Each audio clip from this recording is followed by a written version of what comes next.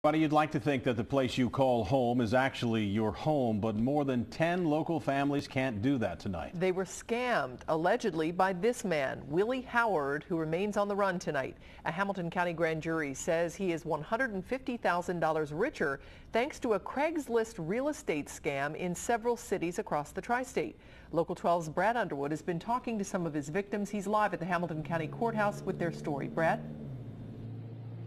Well, Cammie, investigators tell us that Howard's been running this scam since last year. He was very precise in picking out the homes, and once he forged all the proper documents, renting and selling these homes seemed to be very easy. The homes used in the scam have a lot in common. Boarded up windows, no trespassing signs, and many on dead-end streets. They were foreclosures, vacants. If I had had an inclination that something was amiss, I wouldn't have rented from it. So from the outside, it looked legit.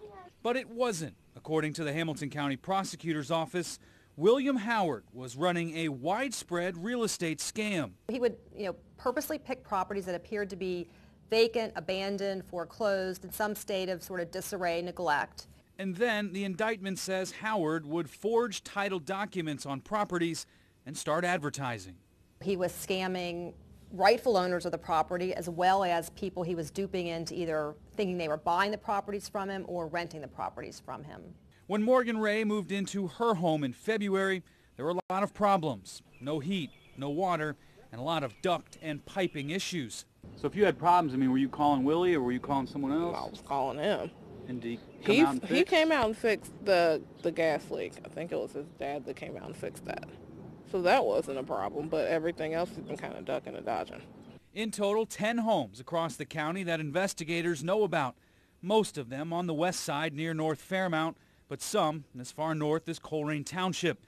It's certainly not the first time a scam like this has been pulled off, but the sheer number is alarming to the prosecutor's office. And so we think it's brazen, but as we see time and time again, criminals don't seem to think a lot of this stuff is brazen. And I guess from his point of view, he was able to do it for a while, and I guess a question better ask of him, but yeah, it's shocking to us, but we're not going to do the bad stuff.